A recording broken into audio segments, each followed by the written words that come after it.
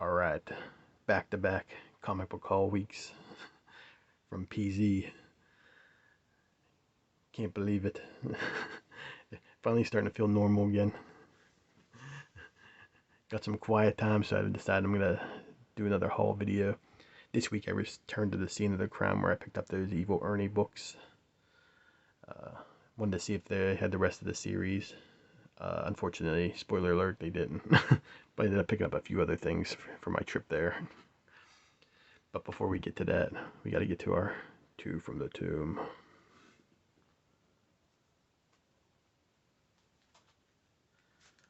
So this week's Tomb is two different issues with sort of the same cover. Mr. Rigor Mortis' latest video. Well, it might not be his latest video now, but he was organizing his Spider-Man collection, and it sort of jarred something that I remembered that I wanted to talk about. And of course, it's Spider-Man issue number 1 by Todd McFarlane.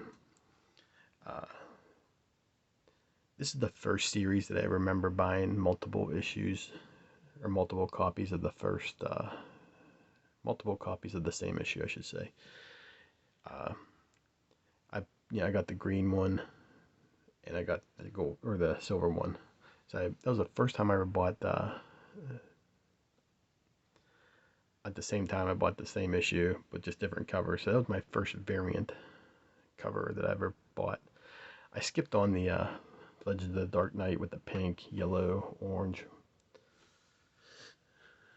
and blue covers. I just bought I think I bought the blue one. Then I gave that one away and ended up with the yellow one that I ended up selling again.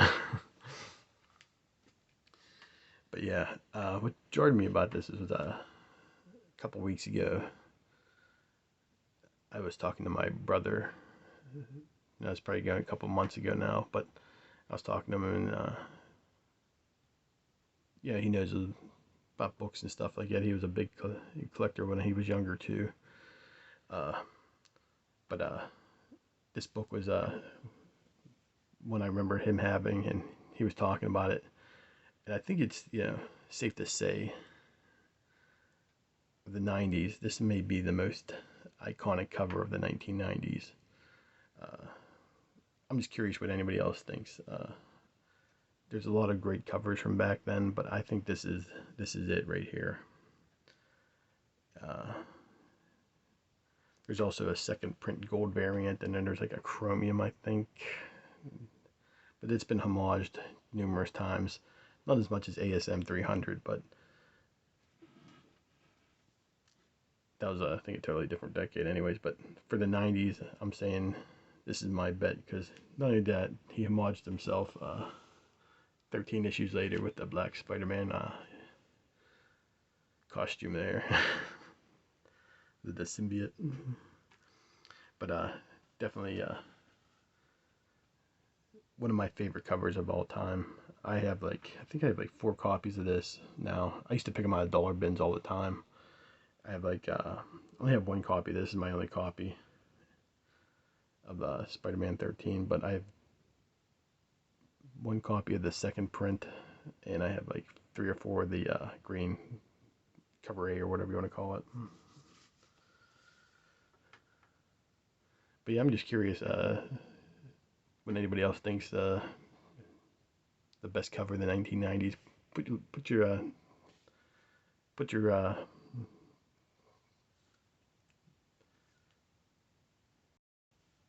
your claim as the best 90s cover of all time down below. I'm curious, but yeah, I'd say, because whenever I bring up Spider-Man and stuff like that, people always reference this cover. So I'm talking about people that don't collect like we do, you know. I've seen it on t-shirts at Target, that stuff. But it's just interesting. I always thought yeah,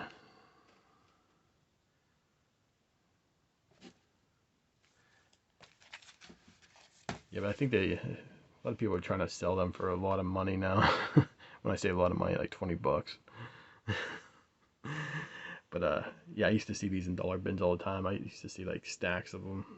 So I bought I got 4 issues. I think I got I took them all out of the bags because the bags like suck. Poly bags suck. But let's see, let me put these in some sort of order here. We'll stick with, yeah, just do this. Put this in. So I did a little bit of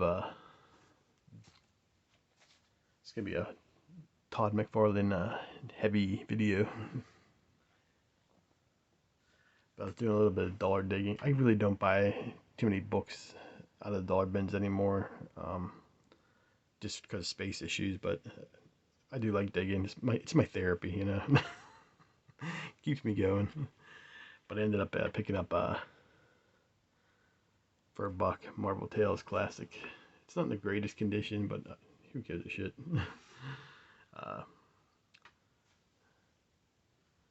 You know, of course, a Todd McFarlane cover. I believe is it Amazing Spider-Man 88 reprint. But I love these Todd McFarlane Marvel Tales covers. I think I got pretty much all of them. I might be missing one or two, but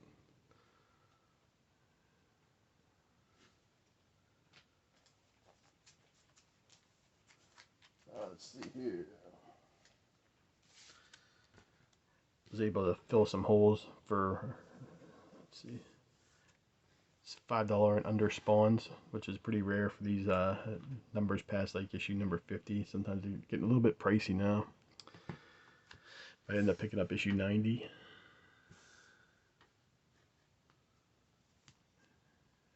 92 and 103. Now I'm only trying to collect it to issue 100, but if I find them reasonable price, I'll definitely pick up the past 100. Only if it has Capullo cover on it, because I don't think he did. I think he only did the interiors. Then he's up to issue 100. Let's take a peek. I didn't get a chance to look through this at all anyway, so let's see who's doing the art here.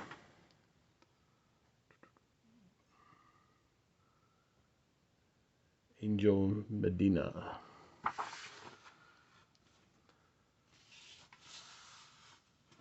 So you don't really see a whole lot of art.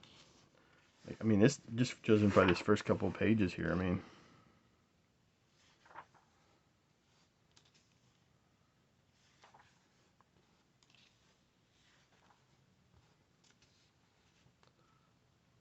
you can see the heavily influenced style of Todd McFarlane and Capullo.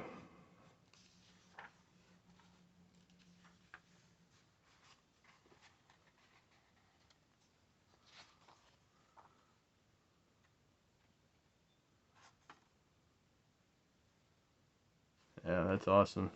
Who knows, I might have to go start looking above, but like I said,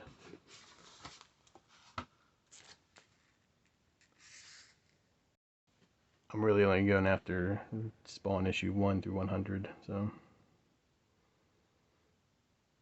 that's a cool cover though.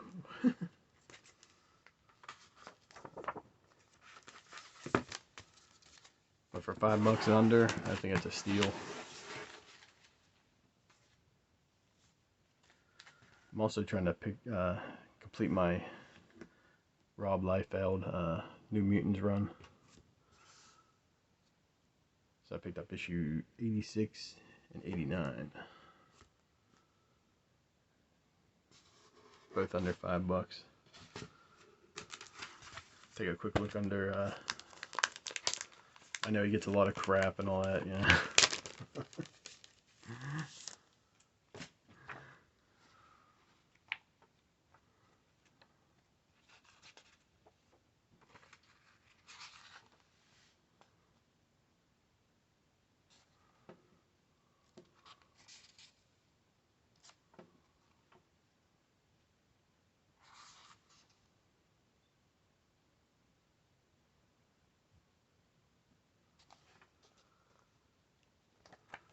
Yeah, so I pretty much got that complete. I gotta just buy, what do I need? I need New Mutants, of course, 98. the actual first print or whatever. I got the facsimiles, but just don't have the original, so it's just way too much right now. So, but prices are eventually going to come down on it, hopefully. But even though I was able to pick up Evil Ernie, I'm going to take this one out of the bag real quick.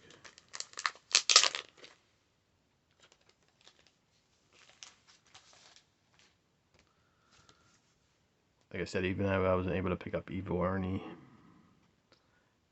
revenge books that I needed, I was able to pick up Cover Your Eyes. Man, this might just blow your retinas right out. But it's Purgatory issue number 1 with the red foil cover.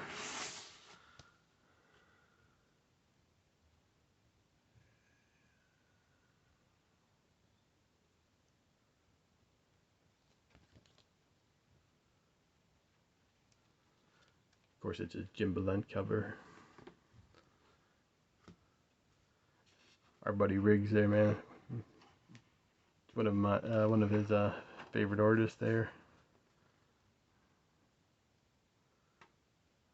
He just does a great job with it. The reason why I like these so much, especially the ones because they have a couple Purgatory issues, it just reminded me a lot of Verotic comics, like a lot of the especially like the Morellis Demon and stuff like that. It just it's violent, you know. The layouts are pretty much the same, except it's got a couple more panels than some of the Verotic books have. But they're big panels, lots of action, lots of violence. But I had a chance to meet Jim Balent. I can't remember his wife. I believe it's Holly G. I'm not 100% sure. Might even be up. She might even be, I guess, colorist. I'm not even sure. Let me see. That might be at the end. Anyways, I had a chance to meet him, but no, that's pretty badass. The centerfold there. But the line was so long. I wanted to get my Catwoman number 1 signed by him, but he had a huge line, so he has a huge fan base.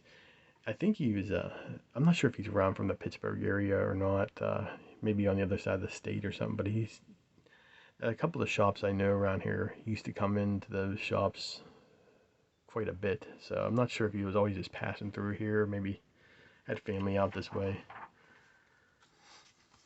But yeah, just the so yeah, I'm trying to collect all these ones, but like I say, I only try to collect the older stuff. I really don't.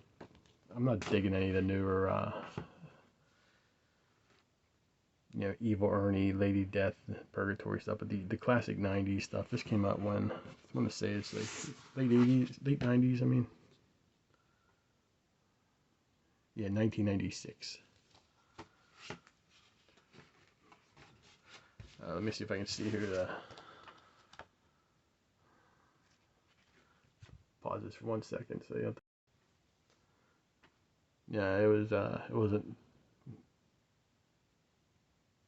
She wasn't the colorist on this book. But yeah, this is it says, please support your local comic shop. We recommend you purchase and order our stuff through them. See? That's how you're supposed to do it. But yeah, I'm happy to have this. Like I said, I've been trying to piece together the Evil Ernie stuff from pre-2000, the Purgatory stuff, and Lady Death stuff.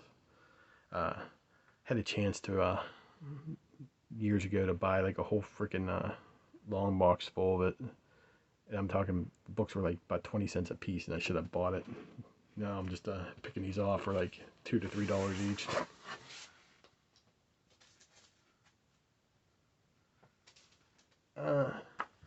So that's my pretty much my haul. I don't have nothing for last week's books this week. I did pick a couple stuff off the new shelf, I should say, but it's not really that new. Ended up picking up this True Believers Hulk with Doc Samson. Never read this issue, so I was interested to read it. course, everybody should be picking these up. I think Action Comics is #1 is coming out this week.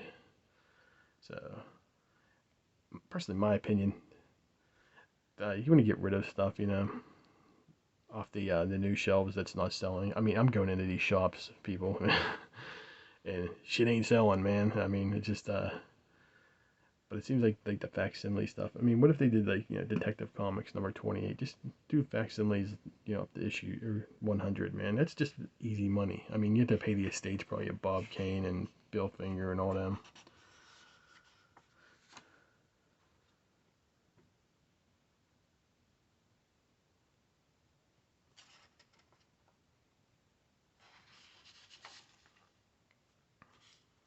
But yeah, this is probably the most